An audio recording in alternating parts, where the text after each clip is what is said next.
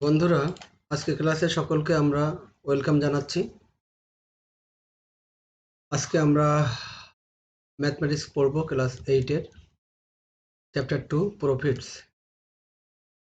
Mathematics for class 8। আমাদের কন্টেন্টে তোমরা লক্ষ্য করো, এখানে আমাদের চ্যাপ্টার আছে 11 চ্যাপ্টার, মোট 11টা। আমরা প্রফিটস নিয়ে আলাপ করছি চ্যাপ্টার 2 থেকে। বাংলা সূচিপত্র আমাদের দ্বিতীয় অধ্যায় মুনাফা চ্যাপ্টার থেকে আমরা আলাপ করছি।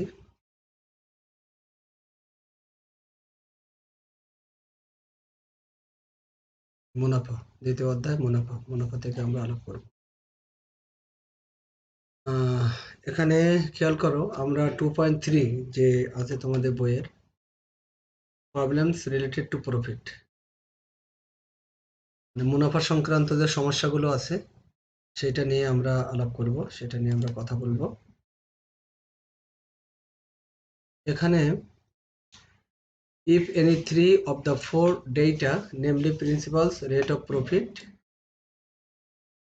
time, profit, that means number one, principal, rate of profit, time and profit, এই চারটা জিনিসের ভেতরে এখানে বলা হচ্ছে if any three of the four data, অর্থাৎ যে কোনো চারটা জিনিসের ভিতরে যে কোনো যদি তিনটা জিনিস জানা থাকে, তাহলে যে জিনিসটা জানা থাকছে না, চতুর্থ নম্বর জিনিসটা, সেটা আমরা সহজে বের করতে পারবো। That mean the remaining one can be found, মানে একটা পেয়ে যাব। আমরা আবারও দেখি, if any three of the four data, namely principal, rate of profit, time and profit are known, the remaining one can be found. That means এখানে যে principal মানে আসল, তারপরে rate of profit, that mean মুনাফার হার, time মানে সময়, আর profit মানে হলো মুনাফা। এই চারটা জিনিসের বা এই চারটা উপাত্তের, এই ডেটা মানে উপাত্ত, চারটা অবজারভেশনসের যে কোনো যদি তিনটা জানা থাকে, এনি থ্রি, যে তিনটা জানা থাকে, তাহলে আমরা চতুর্থ নাম্বারটা, দ্যাট মিন ওটাকেই বলা হচ্ছে remaining one can be found, আমরা ওটা পেতে পারি। It is discussed as follows, এটা আমরা নিচে আলাপ করব। এখানে বন্ধুরা তোমরা দেখো, ডিটারমিনেশন অফ প্রফিট, যে মুনাফা নির্ণয়, কিভাবে মুনাফা নির্ণয় করতে পারি। এখানে একটা এক্সাম্পল দেওয়া হয়েছে, এক্সাম্পল 3, মিস্টার রমিজ ডিপোজিটেড টাকা 5000, দ্যাট মিন মিস্টার রমিজ 5000 টাকা এখানে বিনিয়োগ করেছে। 5000 টাকা যদি বিনিয়োগ করে, এটাকে আমরা বলছি যে Ramiz deposited 5000 in a bank, ব্যাংকে সে জমা করেছে, and decided not to withdraw any amount from the bank till next 6 years, এবং সে ডিসাইড করেছে not to withdraw, সে টাকা উত্তোলন করবে না, any amount, কোনো টাকা উত্তোলন করবে না ব্যাংক থেকে, till next 6 year, আগামী 6 বছর সে ব্যাংক থেকে কোনো টাকা ওঠাবে না। The annual profit given by the bank is 10%, মানে ব্যাংক যে বাৎসরিক লাভটা দিবে সেটা 10%. How much profit will he get after 6 ইয়ার, মানে খুবই সহজে বোঝানো হয়েছে যে হাউ মাচ প্রফিট, কি পরিমাণ প্রফিট উইল হি গেট, উনি পাবেন, দ্যাট মিনস এই যে মিস্টার রমিজ পাবেন আফটার 6 ইয়ার, 6 বছর পরে। What will be the profit principal, এবং এখানে প্রফিট প্রিন্সিপাল কত হবে। প্রফিট প্রিন্সিপাল মানে আমরা জানি যে প্রিন্সিপাল প্লাস প্রফিট, যাক আমরা সেটা দেখবো। এখন আমরা সলিউশনটা দেখব। তাহলে এখানে আমরা যে জিনিসটা এভাবে চিন্তা করি যে প্রথমত এখানে বছর হলো এখানে 6টা, আমরা এখানে দেখি এখান থেকে এই পর্যন্ত 6 বছর, তার মানে 1 বছর, 2 বছর, 3 বছর, 4 বছর, 5 বছর, 6 বছর। টাকাটা জমা করছি কিন্তু এই জায়গাটা, বন্ধুরা খেয়াল করো, এখানে আমরা টাকা জমা করছি 5000 টাকা। যদি এখানে আমরা ডিপোজিট করি বা জমা করি, তাহলে এই 5000 টাকা 6 বছর পরে, দ্যাট মিনস এখানে ইয়ার 1, ইয়ার 2, ইয়ার 3, ইয়ার 4, ইয়ার 5, ইয়ার 6, এই 6 বছর পরে 6 বছর পরে আমরা এই 5,000 টাকা 10% হারে, এখানে লিখে দিয়েছে এই যে ব্যাংক 10% হারে মুনাফা দিবে। এই 10% হারে আমরা এই জায়গায় এসে কি পাবো, হাউ মাস প্রফিট, আমরা প্রফিট কত পাবো, মানে প্রফিটের হার হলো 10%।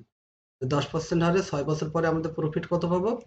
আর একটা বলা হচ্ছে যে প্রফিট তো আমরা অবশ্যই ক্যালকুলেশন করব আগে, এটা তার সাথে বলছে প্রফিট প্রিন্সিপাল কত হবে। তার মানে প্রফিট প্রিন্সিপালের আমাদের যে ডেফিনেশন সেটা হলো প্রিন্সিপাল প্লাস প্রফিট। তাহলে আমাদের প্রিন্সিপাল তো আগেই আছে আমাদের 5,000, আর প্রফিটটা যখন বের করতে পারবো তখন আমরা সেখানে এই প্রফিটটাই কি করব, অ্যাড করে দেবো মানে প্রফিটটা। ক্লিয়ার?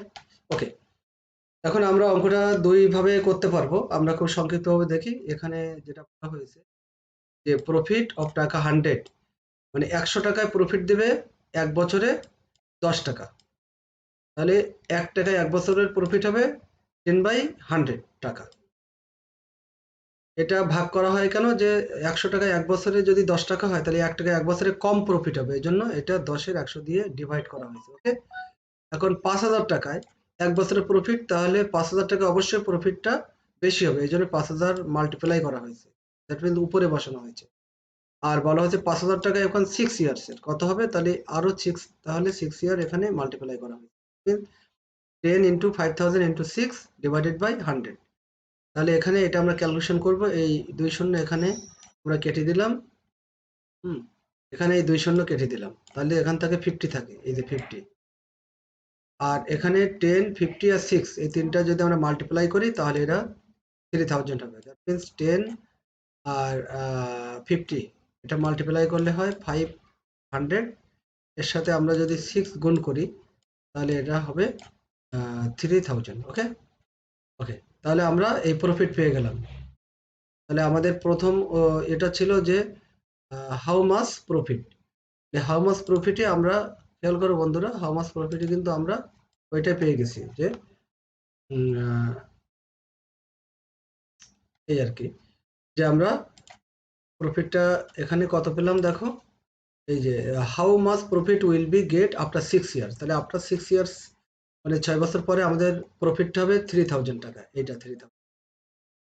নাম্বার সেকেন্ড হলো আমাদের what will be the profit principal, profit principal কত হবে। তাহলে প্রফিট প্রিন্সিপাল হলো প্রিন্সিপাল প্লাস প্রফিট। তাহলে আমাদের প্রিন্সিপাল আমরা জানি, এই যে profit principal equal to principal plus profit. Principal 5,000 plus profit হলো 3,000, তাহলে 8,000 হবে। তাহলে আমাদের উত্তর প্রথমটা হলো প্রফিট 3,000 আর প্রিন্সিপাল 8,000। আমরা অঙ্কটা আরেকটা সিস্টেমে দেখবো, সেটা হলো আমাদের যে ফর্মুলা আছে। আমরা দেখছি উই অবজার্ভ প্রফিট অফ টাকা 5,000 in 6 years at A percentage. আমাদের পার্সেন্টেজ হলো 10 পার অ্যানাম, পার অ্যানাম মানে বাৎসরিক। তাহলে 5,000 ইন্টু 10/100 ইন্টু 6। ওকে ওকে, তাহলে ফর্মুলা হলো profit equal to principal into rate of profit into time, তার মানে আই ইকুয়াল টু পিআরএন। এটা হলো আমাদের সংক্ষিপ্ত formula, I equal to PRN.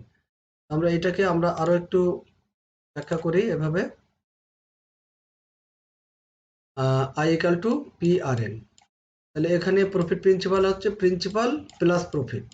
তাহলে আমরা এখানে প্রফিট প্রিন্সিপালকে এ ধরছি, আমরা এ, ক্যাপিটাল লেটার এ। তাহলে এ ইকুয়াল টু প্রিন্সিপাল এই পি, আর প্রফিট হলো আই, তাহলে A equal to P plus I. Okay, এখন আমাদের according to question, okay, that means according to formula আমাদের এখানে আছে আই ইকুয়াল টু পিআরএন। তাহলে এই আই এর মানটা আমরা এখানে পিআরএন বসাচ্ছি, দ্যাট মিনস এখানে পি পি আছে, আর আই এর পরিবর্তে আমরা লিখছি পিআরএন, পিআরএন। সো এখানে এই দুইটা, এখানে পি আমরা যদি কমন নেই, তাহলে পি যদি কমন নেই তাহলে এখানে থাকে 1 প্লাস আরএন, এখানে পি কমন দিলে থাকে 1 প্লাস আরএন। যাক, এটা আমাদের ফর্মুলা আমাদের এক্সপ্লেন করা হয়েছে, আমাদের কাজে লাগবে, যখন যেটা কাজে লাগবে আমরা সেভাবেই ইউজ করব। ওকে বন্ধুরা, এখন দেখো অল্টারনেটিভ সলিউশন অফ এক্সাম্পল 3, মানে আমরা যেটা তখন দেখছিলাম অঙ্কটা আগের স্লাইডে, সেটা আমাদের একটা অল্টারনেটিভ সলিউশন দেখবো। We know I equal to PRN, that means এইটা হলো I equal to PRN formula. তোমরা দেখো বন্ধুরা, আই ইজ দ্যাট, আই মানে প্রফিট, আই মানে প্রফিট, পি মানে প্রিন্সিপাল, আর মানে রেট অফ প্রফিট, আর এন মানে হলো টাইম। তাহলে এখানে আমাদের প্রফিট বের করতে হবে যেহেতু, তাহলে আমাদের প্রিন্সিপাল আছে according to question 5000, rate of profit 10%, rate of profit হলো 10%। তোমরা জানো 10% ইকুয়াল টু 10/100, কত 10/100। আর টাইম কত, টাইম হলো 6। তাহলে এটা আমরা ক্যালকুলেশন করব, এই শূন্য কেটে দিলাম, এখানে এক শূন্য, এখানে এক শূন্য কেটে দিলাম, তাহলে এখান থেকে 500 আর 6 গুণ করলে হয় 3000। Okay, so profit principal equal to principal plus profit. তাহলে এটা কিন্তু আমাদের প্রফিট বের হলো, আর এখানে প্রফিট প্রিন্সিপাল বের করতে বলেছে আমাদের, এটা সেকেন্ড রিকোয়ারমেন্ট। তাহলে এখানে প্রিন্সিপাল 3000 আর প্রফিট, সরি প্রিন্সিপাল 5000 আর profit 3000, total will be 8000। So according to question যেটা চেয়েছে আমাদের কোশ্চেনটা, তার আনসারটা হলো profit 3000 and profit principal 8000। Okay বন্ধুরা, আশা করি তোমরা সবাই বুঝতে পেরেছো, everybody has got the point. Okay, thank you so much.